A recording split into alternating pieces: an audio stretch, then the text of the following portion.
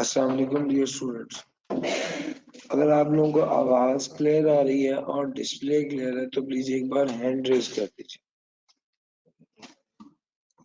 अगर आवाज क्लियर है और डिस्प्ले क्लियर है तो प्लीज एक बार हैंड रेज कर दीजिए।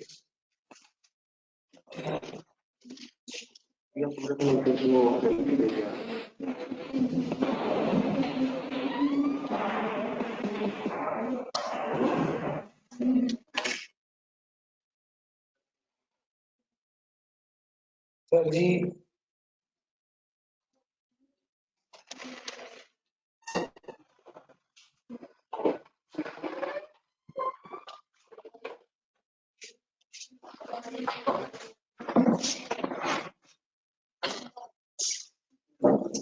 सर आज हमने लास्ट चैप्टर शुरू करना है अपना chapter number 19 return and God. दो तीन बातें ये चैप्टर शुरू करने से पहले जो इम्पोर्टेंट है वो कर दूं।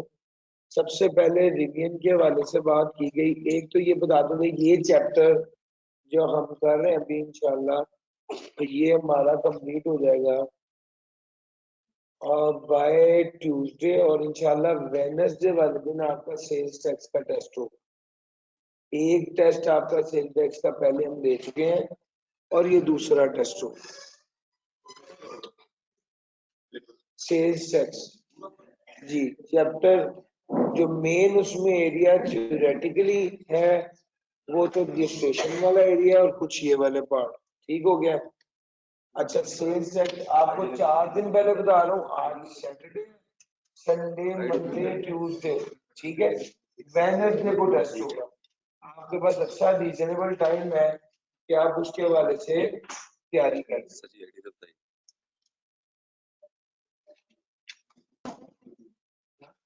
दूसरे नंबर पे जो चीज इंपॉर्टेंट है वो ये है कि सर एक दिन का ऑफ दूंगा मैं इंशाल्लाह, थर्सडे वाला दिन ऑफ होगा और फ्राइडे वाले दिन फिर आपका चैप्टर 14, 15, 16 का टेस्ट हो गया। फिर उसके बाद उससे अगले दिन चैप्टर नंबर 2 और 3 का टेस्ट होगा सैटरडे वाला। संडे को इंशाल्लाह ऑफ होगा रूटीन से हट के, ठीक है 5 संडे के बाद संडे को ऑफ होगा। मंडे से रिवीजन सेशन शुरू होगा 7 to 11 7, 8, 9, 10, 11 5 दिन का एक फुल फ्लैज रिवीजन सेशन होगा दोपहर 2 बजे से शाम 5 बजे तक। आई कैप ठोकर न्याज में आई कैप में रिवीजन सेशन प्लान है इंशाल्लाह और ये है Monday Tuesday Wednesday Thursday Friday दोपहर 2 से 5 ठीक है जनाब जी। आप आई कैप से पढ़ने में जा सकते हैं इसीलिए मैं भी बता रहा हूँ ज्यादा फर्क नहीं है तबीयत खराब होने से वही। अच्छा ये बात है मतलब आपका थोड़ा सा मैं चाह रहा हूँ कि जहन में चीजों को प्लान कर ले कि टेक्स्ट की प्रिपरेशन करनी कैसे है। इन 3-4 दिनों में आपने टेक्स्ट ही तैयार करना है, वेडनेसडे सेल टैक्स ही तैयार करना है। वेडनेसडे वाले दिन सेल टैक्स का टेस्ट होगा, उसके बाद एक दिन ऑफ दूंगा यानी 2 दिन दूंगा आपको तैयारी के लिए, जिसके बाद आप किसका टेस्ट दे पाएंगे। तो वेडनेसडे वाले दिन क्लास नहीं होगी, वेडनेसडे वाले दिन सिर्फ टेस्ट होगा। वेडनेसडे का दिन और फिर थर्सडे का दिन और फिर फ्राइडे को आपका टेस्ट होगा चैप्टर नंबर 14, 15, 16 क्लियर 14, 15, 16। फिर उसके बाद नेक्स्ट जो है आपका चैप्टर 2 और 3 तैयार कर लीजिए। इंशाल्लाह वो चैप्टर ऐसा है कि एक दिन में तैयार हो जाए। उसके बाद चैप्टर 7, 8, 9 चैप्टर 11 7 7, 8, 9, 10, 11 इन 5 दिनों में आप लोगों को बहुत अच्छे से इंशाल्लाह फुल फ्लैश रिवीजन कराएंगे थ्रू आउट। जो भी हमने पढ़ा है वो इंशाल्लाह, लास्ट टाइम भी बड़ा अच्छा सेशन हो गया था और शायद ऑब्वियसली एक बड़ा प्लेटफॉर्म होता है तो बंदा एक बड़ी तैयारी के साथ आता है। मैं भी अपने तौर पे कोशिश करूंगा कि एक बहुत अच्छे तरीके से उसको लेकर चले। आप लोगों को भी कहूंगा कि भाई एक सेशन ऐसा है जिसमें इंशाल्लाह मैक्सिमम चीजें रिवाइज हो जाएंगी। लास्ट टाइम मुझे याद है कि मैंने 95 to 98% कोर्स कवर किया था और अल्हम्दुलिल्लाह उसमें से 90% प्लस का पेपर आया था। वो टारगेट मैं 2014 से ऑनवर्ड साढ़े 5 पेपर्स को असेस करने के बाद वो सेशन लेता हूँ ताकि मेरे जहन में हो गया यार ये सेशन एक्सक्लूसिवली उन बच्चों के लिए जिन्होंने इस अटेम्प्ट में पेपर देना है और उनके लिए कौन कौन सी चीजें, कौन कौन से टॉपिक्स ज्यादा इंपॉर्टेंट है, मैं उस पर फोकस कर रहा हूँ। वो बहुत टारगेटेड सेशन होता है और करंट अटेम्प्ट में जिन बच्चों ने अपियर होना है उसके लिए होता है और जाहिर बात है ऑडियंस पूरे पाकिस्तान से होती है। तो वो सेशन मैं जरूर आपको रेकमेंड करूंगा। उन 5 दिनों में मैं ये कहूंगा कि आप सिर्फ टेक्स्ट तैयार कीजिए और एक बार पूरा टेक्स्ट गो थ्रू कर लीजिए, ठीक है। वो जब आप टेक्स्ट तैयार कर लेंगे उसके बाद हमारा आएगा नेक्स्ट एरिया जिस पर हमने बात करनी है और वो ये है कि 11 तारीख के बाद क्या करना है। 11 तारीख के बाद इंशाल्लाह 8 से 10 दिन आप लोगों के पास कोई टेक्स्ट की क्लास नहीं होगी। आप लोगों का 11 तारीख के बाद अगला टारगेट होगा मॉक और उस मॉक के लिए आपके पास 8 से 10 दिन तैयारी के लिए होंगे।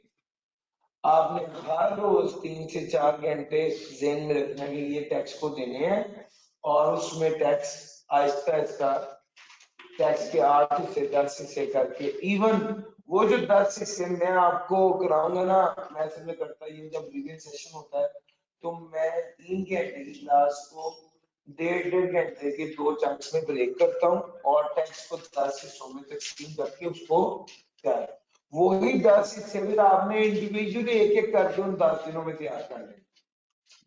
उसके बाद आपने मॉक देना है, मॉक फुल फ्लेज आपने मॉक तैयार करनी है। अपनी देखिए मुझे सबसे ज्यादा गुस्सा चढ़ता है जो मुंह उठा के आ जाते हैं मॉक देने के लिए या पेपर देने के लिए या टेस्ट देने के लिए। देखिए मेरी बात सुने, किसको बेवकूफ बना रहे हैं? और अगर टेस्ट देने का आसान है हो जाएगा तो यार अगर वो जो सारे बैठ के दे रहे हैं 100 नंबर की प्रैक्टिस कब करेंगे? समझ आ रही है?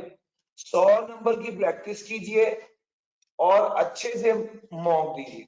मॉक से अगले दिन इंशाल्लाह एक सेशन होगा जिसमें मैं आपको टिप्स एंड ट्रिक्स बताऊंगा कि 100 नंबर का पेपर हल कैसे करना है, कौन से सवाल आइडियली आपको पहले पकड़ के सॉल्व कर लेने चाहिए थे, कौन से सवाल एंड में करने चाहिए थे, पहले 15 मिनट को यूटिलाइज कैसे करना चाहिए था जो रीडिंग टाइम है, उसके सारे टिप्स एंड ट्रिक्स आपके साथ डिस्कस होंगे इंशाल्लाह।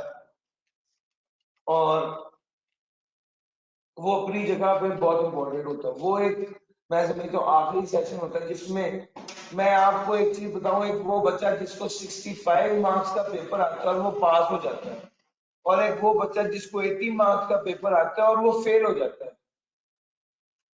इस इन दोनों बच्चों को जब हम देखते हैं तो हम रियलाइज करते हैं कि यार दोनों की पेपर अटेम्प्टिंग स्किल्स का जमीन आसमान का। जिसको पेपर हल करना आता है ना, 100 नंबर का मौके पे अच्छा परफॉर्म करना आता है, वो 65 में से भी पास करता है। और जिसको जो घबरा जाता है, जो नर्वस हो जाता है, जो घर से सोच रहा होता है रहने देता हूँ नहीं जाता, पता नहीं क्या हो जाएगा, किसी ने नहीं पुश कर लेना। अपना जितना आता है तसल्ली रख के उसको डिलीवर करें, उसको परफॉर्म करें, यही आता है। कौन सा बच्चा अच्छा परफॉर्म कर पाता है? जिसको अपने नर्व्स पे कंट्रोल होता है। सर ये नर्व पे कंट्रोल करना तो हमारे इख्तियार में नहीं है, प्रैक्टिस करना तो है। मॉक दीजिए, आपको मॉक दे के समझ आएगा कि याद क्या है। मुझे अच्छी तरह याद है कि थोड़ा सा नर्व का मसला मुझे भी था। वो आई कैप का प्रेशर इतना होता है ना कि मेरा पेपर था और मैं ना ऐसे पेपर पढ़ा, एक सवाल पढ़ूं दिन में कुछ ना है, दूसरा पढ़ूं, तीसरा पढ़ूं, चौथा। मैंने 4 सवाल पढ़ने के बाद ना सोचा इंशाल्लाह अगली बार ना नहीं दोबारा क्लासेस में। पेपर में बैठे पहले 15 मिनट की बात बता रहा हूँ, अपनी बात बता रहा हूँ, किसी की नहीं सुना रहा कि फलां से मैंने सुना है, खुद अपनी। मैंने सोचा यार वो बिल्कुल दिल टिका पड़ गया ना, अगले सवाल की बस एक दो ही पढ़े और मैंने एग्जामिनर को कहा कि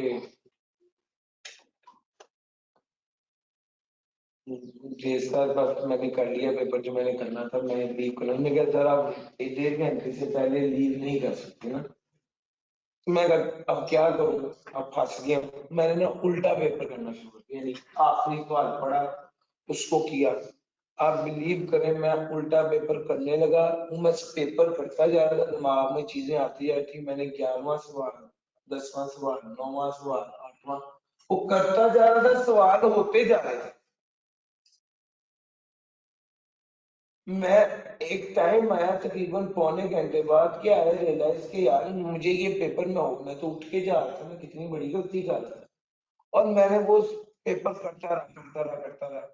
वो पेपर मैंने, और यकीन माने जब मैंने पेपर खत्म किया तो मैं क्वेश्चन नंबर 1 किया, और जो 3 4 मेरे पे प्रेशर की वजह से मुझे आ नहीं रहे थे, वो सवाल ऐसा नहीं था कि मुझे बिल्कुल नहीं आते थे, उसमें से भी शायद 10 में से 3 4 नंबर 5 नंबर मेरे आ ही गए। पेपर में ना बैठ के अपने हिस्से के 50 नंबर अपनी बास्केट में डाले और घर आ जाए, बस ये काम होता है हमारा।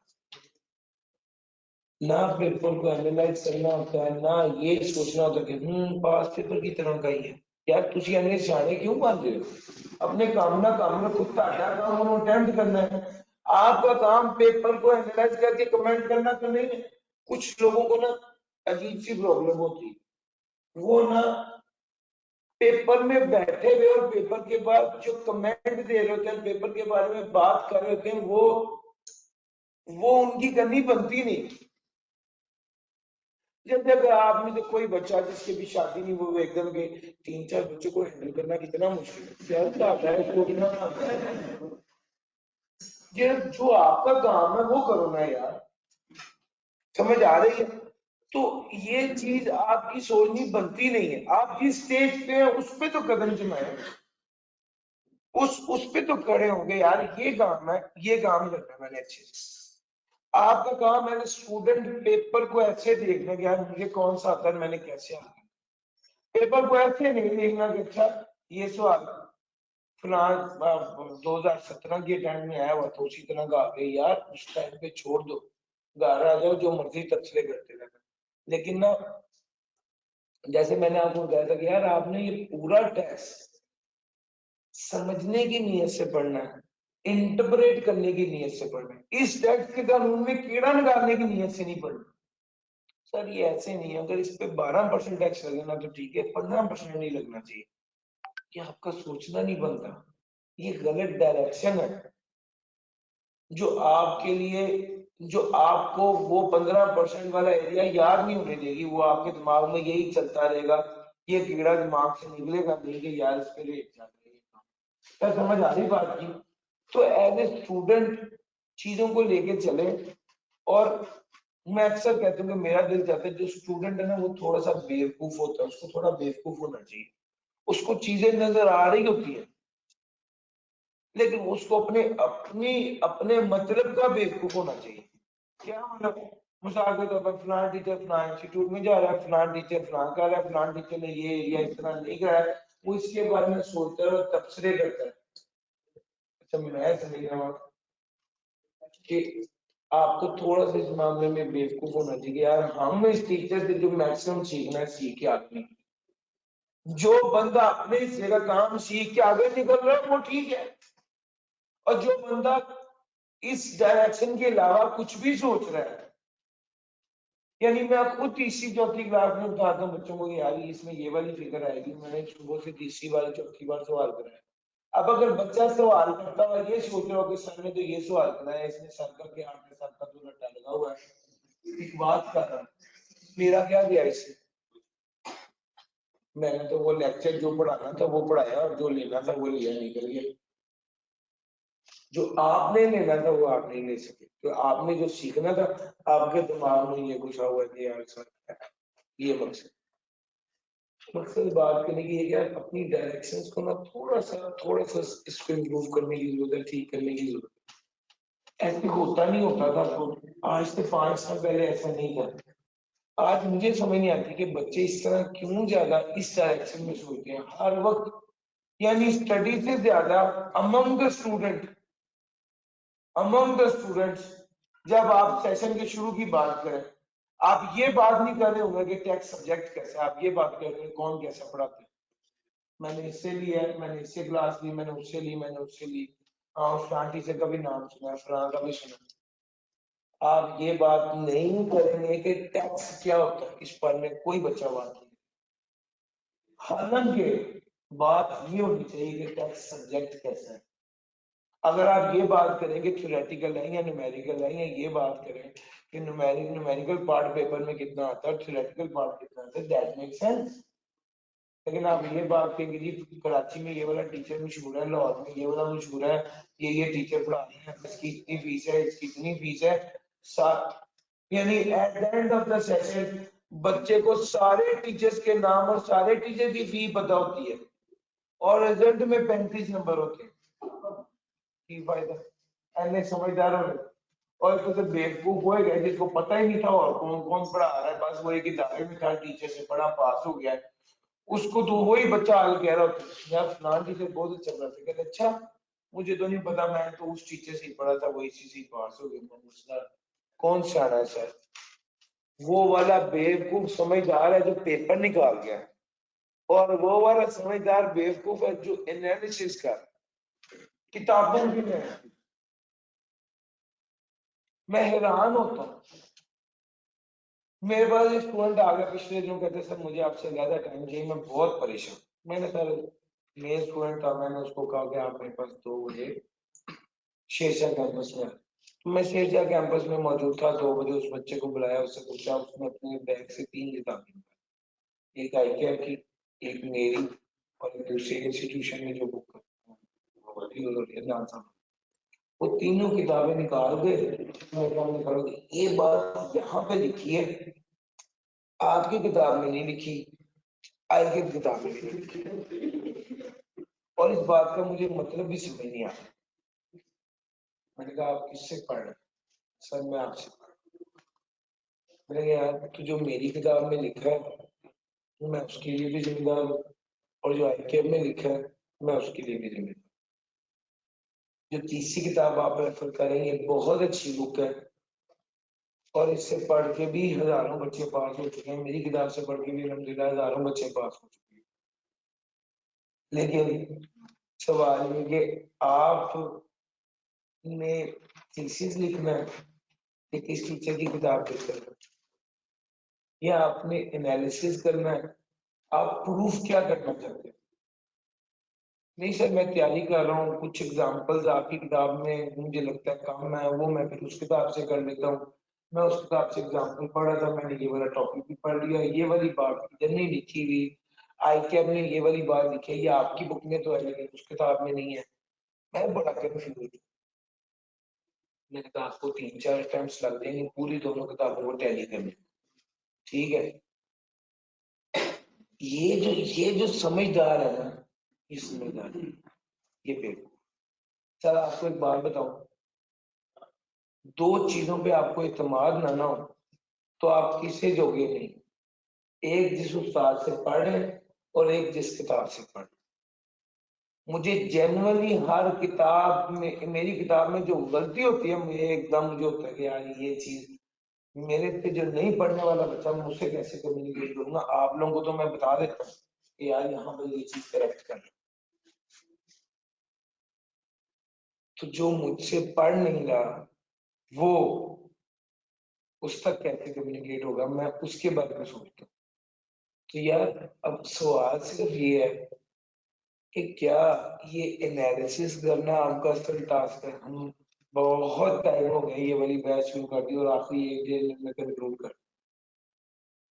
आप लोगों को कहूंगा आखिरी 1 महीना 2-3 दिन हो गए, 7 दिन ऊपर वाले वो हैं, चुप करके ना बेवकूफ बन के जो किताब आपके पास है उस पर इत्मीनान कर ले, जो टीचर आपके पास है उस पर इत्मीनान कर ले और चुप करके तैयारी कर। आपको मैंने सारा ये बात समझाएगी यार। बच्चे आपस में हॉस्टल में बैठे हुए और इधर उधर बैठे बच्चे आपस में डिस्कशन करते रहते हैं और यकीन करें आपस में साबित कर रहे होते हैं कि यार ये वाली बुक ज्यादा बेहतर है, मेरा टीचर ज्यादा अच्छा पढ़ा। दूसरा मुझे हंसी आती है कि यार अगले दिन अदनान और मिनू साहब ने ना गलबात हुई इन्हें अच्छे तरीके ਨਾਲ ਅਸੀਂ ਮਿਲਿਆ ਸੀ ਆਪਸ ਵਿੱਚ ਹੱਸ ਖੇਡ ਰਹੇ ਹਾਂ ਤੁਸੀਂ ਲੋग पागल होए गए। बिल्कुल ऐसे ही है जैसे वो एक कोई अहले तशीका मौलाना साहब होते हैं और एक अहले सुन्नत के होते हैं, वो दोनों आपस में एक दूसरे को फॉलो और गालियां दे रहे होते हैं और वो जो मौलाना साहब है वो दोनों एक ही दस्तरखान में बैठे काफी के होते हैं। अल्लाह तेरा शुक्र। सर ये बेवकूफी है। जो पढ़े ना उसको कोई यार गलत है या ठीक है मैंने नहीं पढ़ना, गलत है ना चलो अल्लाह पाक शुक्र मैंने यही पढ़ना। और इससे मैं आपको बता रहा हूँ अप्रोच का ही जमीन आसमान का फर्क है यार। वो और तरीके से पढ़ाते वो है असल में न्यूमेरिकल के टीचर, तो वो न्यूमेरिकल से थ्योरी पढ़ाते, ठीक है। टेक्स्ट सब्जेक्ट थ्योरेटिकल है, मैं थियरी से न्यूमेरिकल को की तरफ चलता हूँ। तो हम दोनों की अप्रोच में इतना बड़ा डिफरेंस है कि जो बच्चे मैच करना चाहते हैं वो बच्चे खुद गुमराह हो जाते। लंबी बहस हो गई। आखिरी कंक्लूडिंग बात 1 मिनट में आपको क्या करना चाहिए। पॉइंट नंबर 1, आप लोगों को अभी से ऑनवर्ड पूरा सेल टेक्स्ट तैयार करना है। वेडनेसडे को टेस्ट है, 4-5 दिन पहले बता रहा हूँ। इंशाल्लाह न्यूमेरिकल की क्लास होगी कल 10:30 से 1:30 जिसमें आपको डिटेल से न्यूमेरिकल कराऊंगा और न्यूमेरिकल काफी हद तक वहां पे खत्म हो जाएगा। फिर उसके बाद मंडे वाले दिन मजीद न्यूमेरिकल कराने हुए तो 2 से 3 न्यूमेरिकल मंडे वाले दिन करा। टारगेट क्या है, टारगेट यह है कि आप लोग को अच्छी क्लास प्रैक्टिस इतनी हो जाए कि आपको टेंशन ना हो। ट्यूसडे वाले दिन एक एक्स्ट्रा क्लास, ट्यूसडे वाले दिन क्लास होगी उसमें चैप्टर 19 कंप्लीट कराऊंगा और ये खत्म। वेडनेसडे वाले दिन टेस्ट होगा, फिर थर्सडे ऑफ होगा, फ्राइडे वाले दिन चैप्टर 14, 15, 16 का टेस्ट होगा। सैटरडे वाले दिन या क्लास रखूंगा 2 और 3 चैप्टर की, या आपको जो है वो टेस्ट आपको बता दूंगा उस मौके। उसके बाद 7 से 11 आप लोगों की फुल फ्लैज क्लास है, फिजिकली ज्वाइन कीजिए। ऑनलाइन जो भी आपको सूट करे। क्लास में फिजिकल होने का जरा फायदा ही होता है कि मौके पे बंदे के जेब में जो सवाल आए वो पूछ लेता है। इंटरेक्टिव क्लास ज्यादा हो जाती है, दरमियान में 15 मिनट की ब्रेक भी है जिसमें फिजिकल स्टूडेंट्स जो होंगे उनकी क्वेश्चन आंसर मैं ले। फिर उसके बाद 7 से 11 तारीख इन 5 दिनों में आपने सिर्फ टेक्स्ट पढ़ना है, सिर्फ टेक्स्ट पढ़ना है। अगर कोई और क्लास है उसकी बाद में रिकॉर्डिंग ले लीजिए। इन 5 दिनों में सिर्फ टेक्स्ट जो मैं पढ़ा रहा हूँ ना उस 3 घंटों के अलावा 10 घंटे 15 घंटे लगा के उसको कवर कर लेना उसी दिन, ठीक हो गया। वो जब आप कर लेंगे उन 5 दिनों में, उसके बाद आपने टेक्स्ट के बाद से इजी हो जाना है। 3 से 4 घंटे रोज सिर्फ अब आपने टेक्स्ट को ब्रेक करना है 10 हिस्सों में। 3 से 4 दिनों में 10 दिनों में हर रोज एक एक पार्ट को क्लियर करना है। मॉक की तैयारी करनी है, फुल फ्लैश मॉक तैयार करना है और मॉक देने के बाद फिर उसके बाद आपने आखिरी सेशन जो होगा how to attempt the paper, पहले 15 मिनट पेपर। इस पेपर में मॉक भी मेरी कोशिश होती है कि थोड़ी मेहनत करके आपको एक पैटर्न असेस करके कौन सा आना है उस तरह कराऊं। अल्हम्दुलिल्लाह हमेशा जो मॉक बनाए हैं उसमें से काफी परसेंट उस तरह के सवाल आए हैं। और जो खास तौर पर ये सेशन होता है 5 दिन का होता है, लास्ट टाइम 90% पेपर उस पैटर्न पर आया था और उस सेशन पे आया था अल्हम्दुलिल्लाह। ये कोई ऐसी बात नहीं कि कोई जादू है।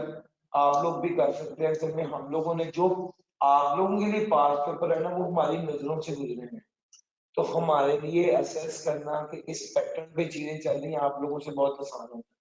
इस वजह से हम असेस करके बेहतर आप लोगों को गाइड कर पाते हैं। सब ये सारा कुछ करके मॉक देना, मॉक के बाद एक लास्ट सेशन होगा जिसमें आपको पेपर अटेम्प्टिंग स्किल्स सिखाई जाएंगी इंशाल्लाह। उसके बाद और उसमें भी बड़ा टाइम होगा, उसके बाद भी 10 दिन हो गए, 15 दिन हो गए आपके पेपर में, तो इस तरह से चलेगा। जी भाई,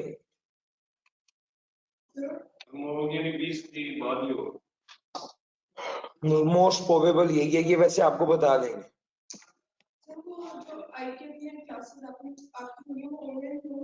वो ऑनलाइन भी आई के आपके फेसबुक पेज पर वो चल रही होती, ठीक है।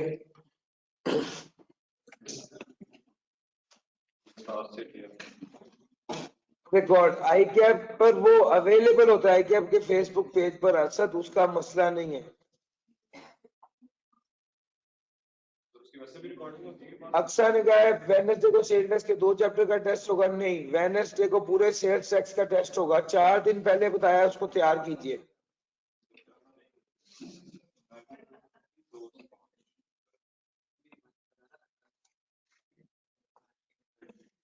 Sir ji chapter number 19 return and record. Sir sales tax return क्या होती है, काफी लंबी चौड़ी बात हमारी हो गई, हम थोड़ा आगे अब इसको कवर करते हैं। सेल्स टैक्स रिटर्न क्या होती है? सेल्स टैक्स रिटर्न एक टैक्स पेयर का डॉक्यूमेंट होता है जिसके जरिए वो अपनी ट्रांजैक्शंस की डिटेल को फर्निश कर रहा होता है। और इसके बाद उसने कहा कि a sales tax return is a taxpayer document of declaration through which taxpayer not only furnishes the details of transaction during a tax period but also determines his tax liability. Sir वो कहता है return form पे the taxpayer declares for a particular tax period his represented his respective input tax and output tax for different categories of taxpayer. Monthly, quarterly or annual return may be filed on prescribed form. Sir वो document जिसके जरिए return, जिसके जरिए आप अपनी details of transaction show करते हैं FBR को, उसको सेल्स टैक्स रिटर्न कहते हैं। और अगला सवाल ये पैदा हुआ, ये कब जमा करानी होती है? सर मंथली जमा करानी होती है नॉर्मली, और अगले महीने की 15 तारीख तक। हर महीने की रिटर्न होती है और अगले महीने की 15 तारीख तक जमा करानी होती है। और बाज़ औक़ात मुख्तलिफ सेक्टर्स के लिए मुख्तलिफ डेट्स भी होती हैं। क्वार्टरली रिटर्न क्या होती है? बोर्ड प्रिस्क्राइब करता है किसी पर्सन या क्लास ऑफ पर्सन को, बोर्ड प्रिस्क्राइब कर सकता है किसी पर्सन या क्लास ऑफ पर्सन को कि वो क्वार्टरली रिटर्न जमा करता है। पर्सन और क्लास ऑफ पर्सन में क्या फर्क होता है?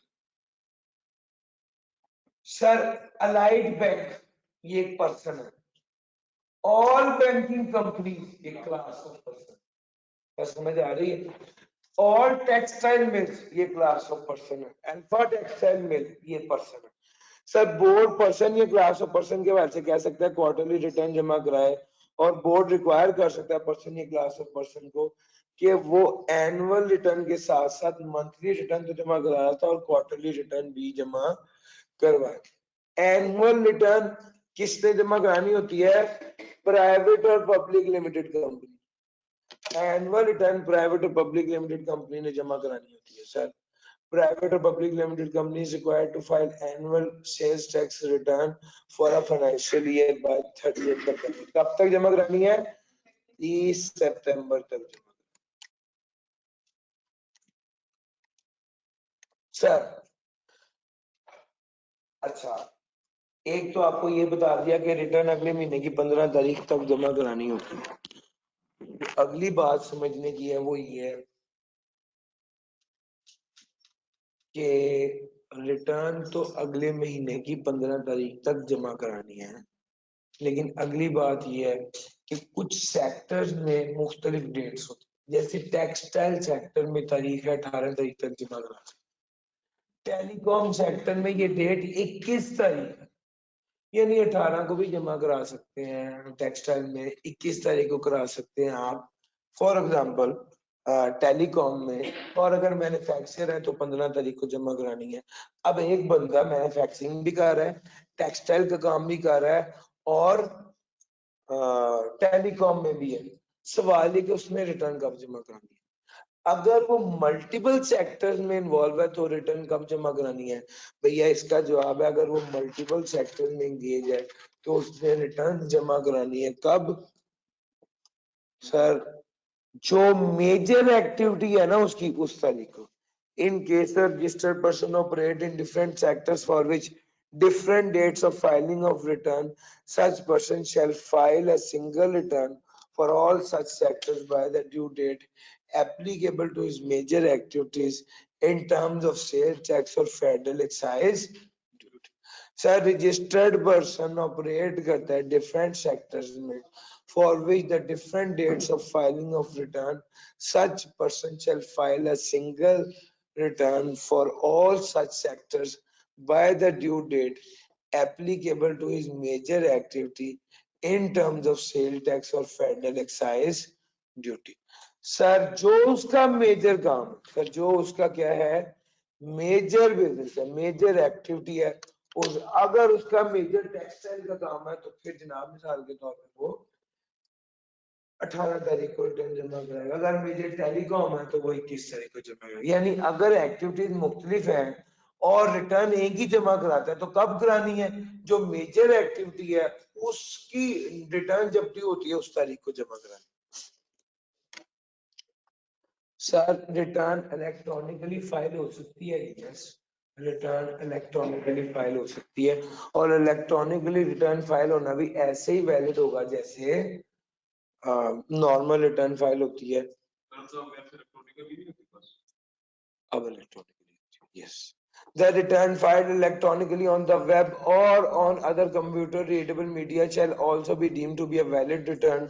बोर्ड ऑथराइज है कि वो रूल्स बनाए eligibility of data of return filed electronically, eligibility of electronic data filed electronically and E intermediate.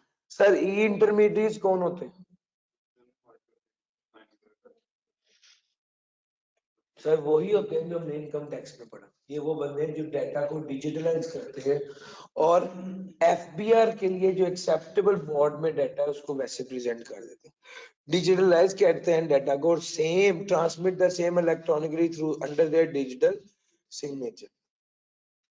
Sir her registered person के लिए जरूरी है कि वो रिटर्न फाइल करे या दूसरी स्टेटमेंट फाइल करे electronically in a manner prescribe. ठीक हो गया। सर पैसे कहाँ जमा कराने हैं? सेल टैक्स नेशनल बैंक की डेजिग्नेटेड ब्रांचेस में। कब तक जमा कराने हैं? 15 तारीख तक। अगर आप इलेक्ट्रॉनिकली रिटर्न फाइल कर रहे हैं तो 15 तारीख तक चालान जमा करा दें और 18 तारीख तक रिटर्न सबमिट कर दें। सर होता ही है जब आप रिटर्न सबमिट करते हैं ना तो वो जिस तरह आपने मिसाल के तौर पे अगर आई कैप की फॉर्म फिल करना है तो आप फी का चालान जब तक नहीं लगाएंगे आई कैप उसको एक्सेप्ट नहीं करेगा, यस और नो?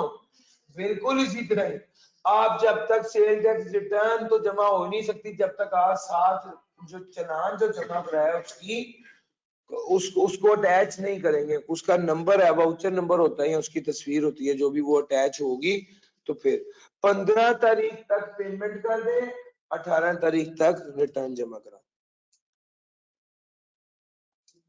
सर एक्सटेंशन इसके साथ दिल चाहता है तो लिख लीजिए, बिल्कुल वही है जो इनकम टैक्स में। अगर कोई बंदा एक्सटेंशन लेना चाहता है तो क्या करेगा? सर वो बंदा कमिश्नर से दरखास्त करेगा, कमिश्नर उसको एक्सटेंशन दे देगा। अगर उसे वो सेटिस्फाइड होगा कि वो बंदा बीमार था या वो पाकिस्तान में मौजूद नहीं था या कोई भी और रीजन जिसकी वजह से वो समझता है कि एक्सटेंशन मिल जानी चाहिए तो वो एक्सटेंशन दे देगा। अगर कमिश्न और एक्सटेंशन कितने दिनों की देगा? 15 दिनों की एक्सटेंशन देगा। सर अगर कमिश्नर इनकार कर दे तो किसके पास जाएंगे? चीफ कमिश्नर के पास। और चीफ कमिश्नर जो है वो फर्दर एक्सटेंशन भी दे सकता है और एक्सटेंशन भी दे सकता है, और लेकिन वो भी कितने दिनों के लिए देगा? 15 days. extension of time for furnishing return as it is income tax। इस तरह की चीजों पर निशान लगा के यहां से नहीं पढ़ना, वहीं पे ही पढ़ना है। अगर इतनी सेम चीज है तो उसको नए सफे से क्यों करें, उसको रेफर करें और इसको फारग करें। यानी अब आपने यही वाला कंटेंट कहां पे पढ़ना है? चैप्टर नंबर 14 के यूनिट 8 में। वो भी रिवाइज हो जाएगा, ये भी रिवाइज हो जाएगा। एक चीज को दो अलग-अलग जगहों से कभी याद नहीं करते, ठीक है। एक मेरी और ख्वाहिश है, बड़ी दरीना ख्वाहिश है, इंशाल्लाह एक पैटर्न रखूं कि आप लोगों को बताऊं क्रैम क्या करना है और अंडरस्टैंडिंग किस किस चीज की लेनी। यस और नो? सर उसके लिए एक सेशन प्लान कर रहा हूँ। अच्छा,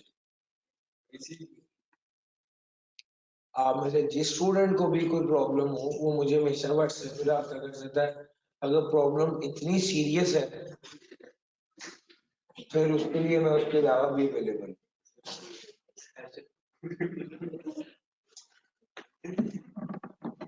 उसके बारे में मैंने प्लान किया हुआ, इंशाल्लाह एक सेशन रख लेता हूँ और आप लोगों की बुक का एक्सट्रैक्ट मैं यहाँ पे खोलूंगा, फिर स्लाइड्स नहीं खोलूंगा, ठीक है। साथ के साथ आपको पूरी बुक एक ही दिन में साथ के साथ बताता रहूंगा, यार इसको टिक कर ले, इसको रटा लगाना है, इसको न्यूमेरिकल पॉइंट ऑफ व्यू से तैयार करना है। कुछ चीजें ऐसी होती हैं जिसको इंडिविजुअली तैयार किया जा सकता है, यानी 6 पॉइंट है तो आपको वो 6 पॉइंट नहीं याद करने, लेकिन हर पॉइंट इंडिविजुअली याद करना है। वो कुछ चीजें और होती हैं और कुछ ऐसी होती है जिसको एज इट इज क्रैम करना, ठीक है। मैं सर इंशाल्लाह एक session plan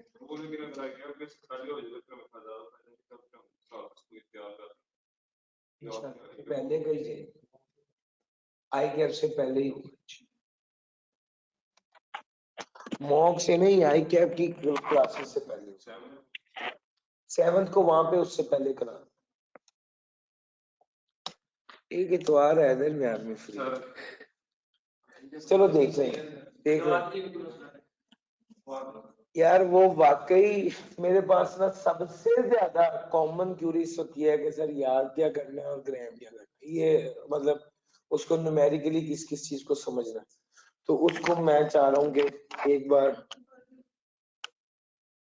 sir particulars of sale tax return. Sale tax return में क्या होता है, आप लोगों को तो फॉर्मेट पता चल गया है जो हमने आपको करवाया है पिछली संडे की क्लास में, सेल टैक्स रिटर्न वाला। सर वही वाली बात है, sale tax registration number and name और एड्रेस है, name and address and registration number of the recipient, NIC और NTN of the unregistered person. Sir ji name registration number of the supplier, और इसमें और क्या चीज होगी, name registration of the recipient. अगर 1 लाख रुपए से कम, 1 लाख रुपए से ज्यादा की अमाउंट है तो उसका सीएनआईसी एनटीएन नंबर चाहिए होगा। ये बात आपको पहले कभी पढ़ाई है? मैं कहाँ पर आगे पढ़ाई, इसी चैप्टर में जब इनवॉइस पढ़ाई थी तो ये वाली बात। Date of issue of invoice, कब इनवॉइस इशू हुई?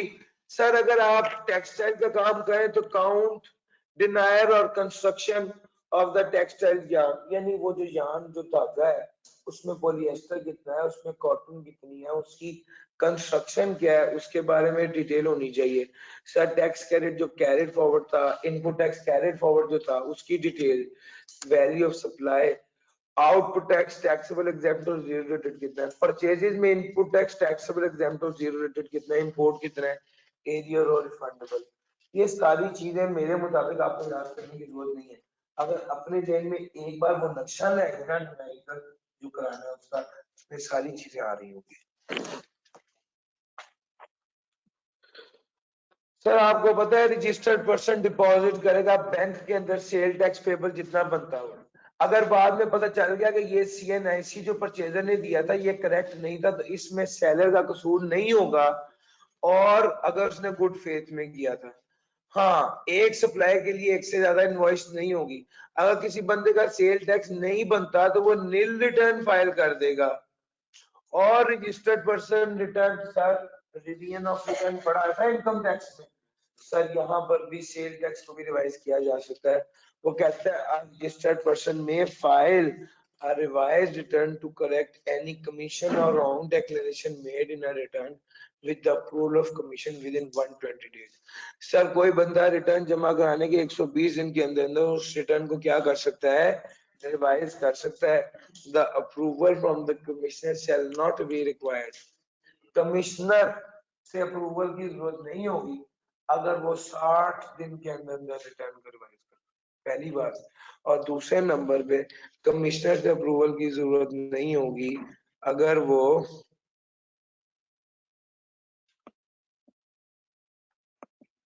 अल्टीमेटली रिवीजन से क्या हो रहा है, टैक्स बढ़ रहा है और रिफंड कम हो रहा है। Tax payable is more than the amount paid और refund is less than the claim, तो फिर रिटर्न रिवाइज हो सकती। ये वाली बात भी इनकम टैक्स में पढ़ा चुका हूँ। If a registered person wishes to file revised return voluntarily, अगर रजिस्टर्ड पर्सन ख्वाहिश करता है कि रिवाइज रिटर्न फाइल कर दी जाए, if a registered person wishes to file revised return voluntarily along with the deposit of the amount of tax short paid or amount of tax evaded along with default surcharge before receipt of notice of audit, no penalty shall be recovered from। अगर registered person wish करता है to file revised return voluntarily along with the deposit of the amount of tax short paid or amount of tax evaded along with the default surcharge before the receipt of notice of audit, no penalty। Sir ये वाली बात income tax में पढ़ाई थी, return revise किया voluntarily खुद से किया तो कोई पेनल्टी नहीं होगी। ऑडिट का नोटिस आने पे करेंगे तो 25% पेनल्टी, और अगर शो कॉज नोटिस होगा तो इनकम टैक्स में 50% है, सेल टैक्स में 100%। ठीक हो गया, 100%। सब पढ़िएगा। If a registered person wishes to file a revised return voluntarily along with the deposit of the amount of tax short paid or amount of tax evaded along with the default surcharge before receipt of notice of audit, no penalty shall be recovered from him। 25% penalty shall be imposed if the same is revised during the audit before the show cause notice। Full penalty shall be imposed after issuance of show cause। Sir यहाँ पर full penalty का मतलब 100% है। Income tax में 50% होता है। Sir board require कर सकता है कि फर्निश की जाए उसको समरी या detail of import purchase supply during the tax पे में वो हुई, और जिस फॉर्मेट में बोर्ड चाहेगा उस फॉर्मेट में रिक्वायर कर सकता है। स्पेशल रिटर्न क्या है सर, ये फरमाइशी प्रोग्राम। बोर्ड जिस इदारे से चाहे, जिस तरह की डिटेल चाहे, जिस टाइम पे चाहे, जिस मोड और मैनर में चाहे उस तरह रिक्वायर कर सकता है, उस इदारे को ये जमा करानी पड़ेगी। Sir ji, in addition to the return, a registered person may be required to file special return containing information relating to quantity of goods manufactured, purchases made, goods supplies, payment of area made। The special return will be for such period as the board may specify। Special return उस period की होगी जितना जो board specify कर रहा है। The commissioner may also require from any person a return in a prescribed form and such person shall furnish the return not later than the date specified। This return may be demanded in respect of information relating to him or relating to his principal if he is acting as agent। Sir उन returns यानी monthly, quarter और annual return के अलावा in return की बात होती है। Registered person may be required to file special return containing information relating to quantity of goods manufactured, purchases made, goods supplied, payment of variant made. A special return will be for such person as the board may specify. The commissioner may also require from any person a return in a prescribed form, and such person shall furnish the return not later than the date specified. This return may be demanded in respect of information relating to him or relating to his principal if he is acting as an agent. कुछ भी information require कर सकते हैं sir. Final return क्या होती है? वो याद है वो जब बंदा डी रजिस्टर हो गया था, उसका ऑडिट खोल दिया था, ऑडिट होने के बाद उसको डी रजिस्टर किया था, सारी चेकिंग करने के बाद जब ड्यूज क्लियर हो गए थे सर, डी रजिस्ट्रेशन पर जो रिटर्न होती है उसको फाइनल रिटर्न कहते हैं। सालाना रिटर्न को एनुअल रिटर्न कहते हैं। डी रजिस्ट्रेशन पर जो रिटर्न होती है उसे फाइनल रिटर्न कहते हैं। Return deemed to have been made, a return filed on behalf of the person by his duly appointed representative for all purposes be deemed to have been made by such person under his authority unless proved to the contrary. The return filed on behalf of the person by his duly appointed representative shall for all purposes be deemed to have been made by such person or under his authority unless proved to the contrary. तो हम तो भी final गैर थे जो under में करते हैं सारी सारी केस चेक करते हैं टोटल सारी क्रेडिट तो भी फाइनल का होगा वो फाइनल एडजस्टमेंट, ये फाइनल रिटर्न देखिएगा सर जी। समरी ये जितना अब तक पढ़ा है इसकी समरी है, लेकिन माने एक दिन का चैप्टर है, मैंने इंटेंशनली ब्रेक किया है। ये 6 सालों में पहली बार है कि मैंने 19 चैप्टर जो है वो एक दिन में नहीं कराया। उसकी वजह ये है कि मैंने कहा अब आज सेशन खत्म हो रहा है, आखिरी चैप्टर बंदा करा दे 4 पेजेस का एक दिन में, तो बच्चे कहते सर ने सारा इसी तरह ही पढ़ाया। तो मैंने कहा कोई बात नहीं, इसको 2 दिन में ब्रेक कर देते, वरना मेरे मुताबिक एक दिन का चैप्टर है। क्योंकि आप गौर तो करें, मैंने 90% बातें तो रेफर की है, नई बात है ये कुछ नहीं। Sir registered person monthly return file करेगा, 15 तारीख को जमा करा देगा।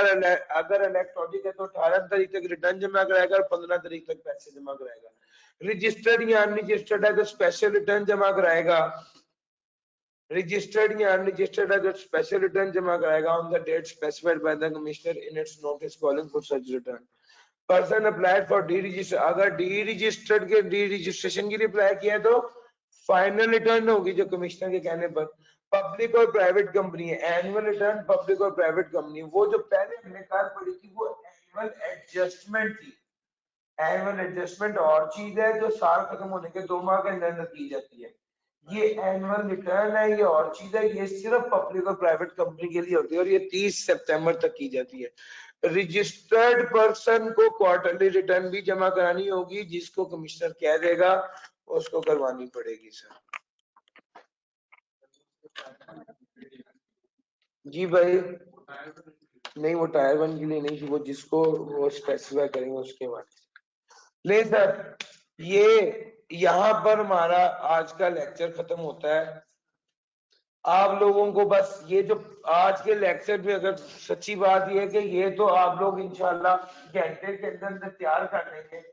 असल चीज ये कि जिस तरह मैं आपके साथ प्लान कर रहा हूं, अगर आप एग्जैक्टली इसी तरह ही टेक्स्ट तैयार कर लें तो आसानी है। मेरे जहन में ये चीज है कि आपके दूसरे भी सब्जेक्ट्स एक बार 5 दिन, इन 5 दिनों में पूरा टेक्स्ट कवर कर ले, उसके बाद टेक्स्ट करो, उसके 3 से 4 घंटे दीजिए और बाकी सारे टाइम। यार ये जो टाइम चल रहा है ना, मेरे मुताबिक जनरली जिस बच्चे ने पास होना है उसको इन दिनों में 15 घंटे से कम नहीं पढ़ना चाहिए। 15 घंटे का अपना ध्यान रखेंगे, 15 घंटे आपको रूटीन में पढ़ना चाहिए। 15 घंटे अगर नहीं पढ़ा जा रहा तो 15 घंटे किताब के आगे बैठे रहे। आज नहीं पढ़ा जाएगा, कल पढ़ा जाएगा। ये जो होता है ना कि 10 मिनट में नहीं पढ़ा जा रहा, किताब उधर रख के बाहर चले गए, 2 घंटे बाद फिर किताब की शक्ल दीजिए, ये बेवकूफी होती है। क्योंकि 2 घंटे बाद भी आपको किताब के साथ पहले आधा घंटा लड़ना पड़ेगा, फिर जाके किताब के लिए आपके दिमाग में आ रहे हो। सर समझ आ रही बात की?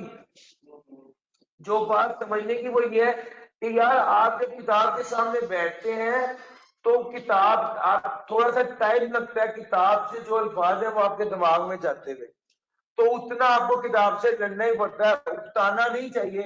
हमारे स्टूडेंट्स का मेजर प्रॉब्लम ये है कि वो 15 मिनट आधे घंटे में कहीं यार नहीं पढ़ा जा रहा, चलो मैं घंटे बाद ट्राई करूंगा, घंटा जाया उसके किताब के आगे बैठते रहे और लड़ते रहे।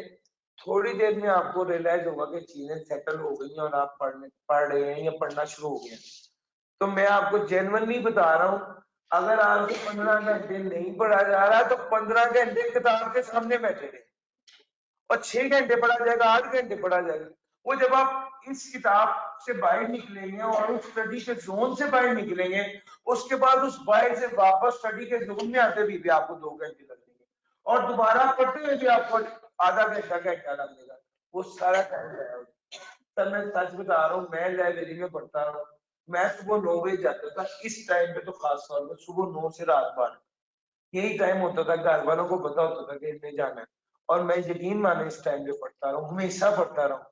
और अक्सर ऐसा होता था कि मैं शाम को निकलते वक्त सोचता था कि यार आज मैंने 6-7 घंटे से ऊपर नहीं पढ़ा, लेकिन मैं फिर भी अगले दिन सुबह 9 बजे पहुंच जाता था, क्योंकि मुझे पता होता था कि यार अगर मैं इस लाइब्रेरी से बाहर निकला ना तो ये 6-7 घंटे भी नहीं पढ़ा। लेकिन आहिस्ता आहिस्ता आहिस्ता मेरी एफिशिएंसी बढ़ती थी। एक हफ्ते के बाद मैं तकरीबन 10 घंटे 11 घंटे की एवरेज पे आता था। 15 घंटे लाइब्रेरी में रह के 15 घंटे मैंने सारी उम्र नहीं पढ़ा और वो पढ़ा भी नहीं जाता, वो लॉजिकली पॉसिबल भी नहीं है, मुझे भी पता है। लेकिन 15 घंटे आपने उस जोन में रहना है जिसमें से खाली सोना 6 घंटे 8 घंटे 10 घंटे निकलेगा। क्या समझ आ रही है? जो आपके क्रक्स होगा, जो आपकी काम का टाइम होगा, वो उस 15 में से 8 घंटे मैक्स 10 घंटे निकलेगा, जो बहुत अच्छा है। आप जब ये जो कहते हैं ना कि मैं किताब पढ़ूं, किताब मेरे दिमाग के अंदर बढ़े, ऐसे नहीं होता सर।